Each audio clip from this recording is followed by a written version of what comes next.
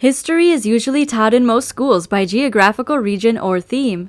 An ancient history class, for example, is frequently divided into histories of different areas, such as Greece, Rome, Egypt, Eastern Asia, and so on, with art and history taught separately from political history. While this type of method may make it simpler for students to remember facts, it also leaves most people with a distorted grasp of history. And by distorted, we mean some facts that are very true but have not been mentioned to you at school because, schools teach history generally. To that end, we've put together a list of 10 historical facts that will change the way you think about history. So sit back, but maybe not relax, because some of these facts are gonna get really bizarre, so just prepare yourself. But before that, hello there, this is EdChat, your one-stop know-it-all to everything wise and innovative. So what are we waiting for? Without further ado, here are the 10 historical facts that will change the way you see history. In the 13th century, Pope Gregory IX basically declared war on the cats of the world. Who doesn't love cats? They're adorable, cute, and fuzzy. The internet is filled with the cutest cat videos out there, and we absolutely love them. So who doesn't love cats? No one. Well, maybe Pope Gregory IX.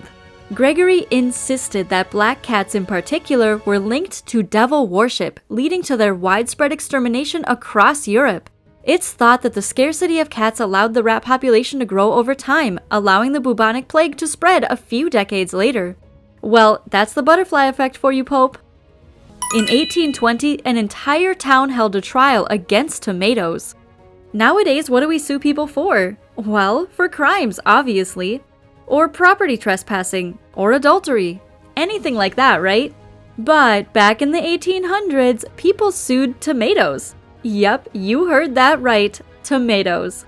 We know what you're thinking. What could those tomatoes have possibly done wrong? Well, we're gonna tell you what really happened.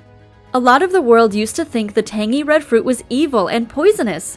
To debunk the myth that tomatoes were deadly, Robert Gibbon Johnson ate a basket full of them in front of a crowd in Salem, New Jersey, who were amazed that he hadn't passed out after only one mouthful. In short, if it weren't for Robert, you can definitely say that we wouldn't be eating tomatoes as much, if at all, today. But to answer what you were thinking about, no, the tomatoes didn't do anything wrong. Humans just thought they were poisonous and related to witchcraft. Poor innocent tomatoes. And while we're on the subject of tomatoes, ketchup was once actually sold as medicine. How do you use your ketchup nowadays? Do you like it on your hot dogs, mixed with mayonnaise, or with custard? Well, different taste buds, different styles. But we can all agree that we use ketchup as a food condiment. But yeah, about that. Back then, ketchup was used as medicine. Yep. Dr. John Cook Bennett, a physician, claimed that tomatoes could be used to treat diarrhea, jaundice, and indigestion in the 1830s, and his tomato ketchup formula was even distilled into pill form and sold as medicine. When Dr. Bennett's pills became popular, hordes of copycats rushed to create and market their own tomato-based medications. The ketchup medicine empire crumbled in 1850 as a result of misleading claims. Well, we can definitely agree that ketchup may be better off as a condiment. Roman Emperor Caligula planned to make his favorite horse a senator. Okay, we know that fact is really funny, so take a moment to laugh. Can you imagine a horse doing paperwork, making speeches, and being a decent politician? That sounds like it could be a Family Guy episode or something. Caligula loved his horse Incitatus so much that he provided him with an ivory manger and even a mansion complete with his own slaves. Caligula's peculiar relationship with his horse was one of the more normal things about him, to be honest, especially once you've heard some of the other truly bizarre things this short-lived emperor did during his reign. Do you want to know about them? Caligula was known for his insanity and savagery. He is said to have had incestuous relationships with his sisters, fed prisoners to wild animals, and had conversations with the moon, so coddling a pet horse may seem like the least of his many sins. All we can say is, one word to you, Caligula: no. Before alarm clocks became the norm, there were people called knocker-uppers who would literally knock on people's windows to wake them up in time for work. While the typical tool of choice was a long stick, some knockers would use soft hammers, rattles, or even pea shooters to get to their clients' windows. Imagine if there were still knock-uppers today. That would be really bizarre. Let's just hope their pea shooters didn't break their windows, because nope. Hold on, please click the subscribe button to get a notification about more updates. Also, don't forget to leave a like. Which of these facts made your jaw drop? What other facts do you think will make you change the way you view history? Tell us in the comments below. Now, let's get back to the video. Lord Byron kept a pet bear in his dormitory while studying at Cambridge.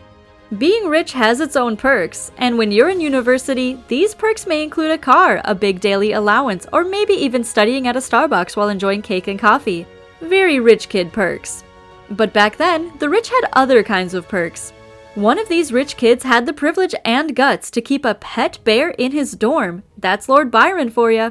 Byron loved animals and had a few unique ones throughout his life, including 2 monkeys, a fox, and 2 mastiffs.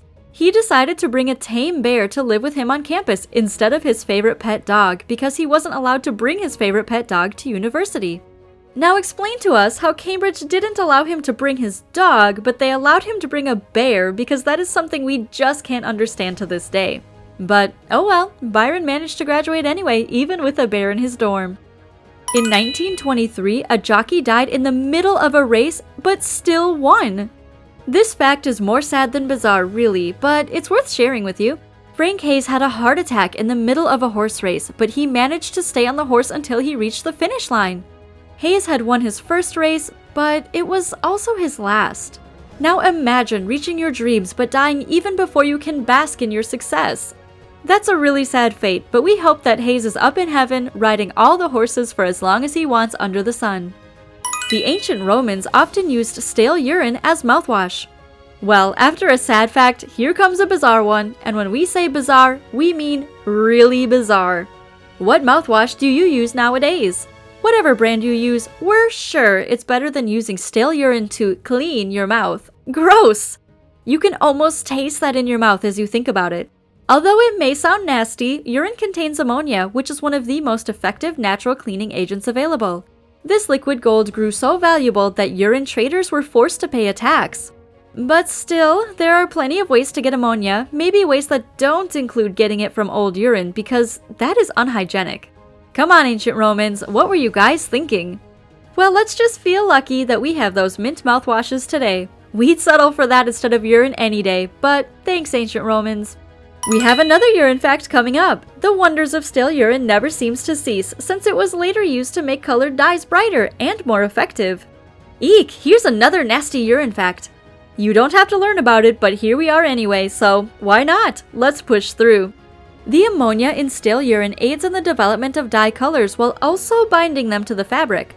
It's no surprise, however, that pee was such a precious asset to the textile industry in 16th century England that it was collected in special urine pots and carried across the nation to be used in factories. Now we want you to pause and think about this whole situation in a nutshell. Back then, pee was so precious that people literally paid a lot of money for it. Imagine how rich we could all be in that time era. Just kidding. A novel about a seemingly unsinkable ship that was hit by an iceberg was published in 1898, 14 years before the Titanic sunk. It's always a good story when foreshadowing is involved, literally. One author actually managed to predict what would happen 14 years before it did. Psychic abilities? We don't know, but maybe, since this is too huge to simply be a coincidence. There are many more uncanny parallels between the book and the real-life event. Both ships had a fatal shortage of lifeboats, and the fateful ship in the book was named, wait for it, Titan. The man who claimed to be the inventor of the periscope also wrote a short novel that accurately predicted the Titanic's sinking 14 years before the ship's fateful journey. Morgan Robertson was an American author and, coincidentally, the son of a ship captain. If this fact doesn't give you goosebumps, then we don't know what might. And that's the video. We hope that you know more about the other side of history now. Oh, and by the way, what do you think? Which of these facts boggled your mind the most? Let us know in the comments below. If you have not subscribed to our channel yet, then subscribe and hit the notification button to get updated about our latest content. Remember, if you're feeling wise and techie, then EdChat has your back.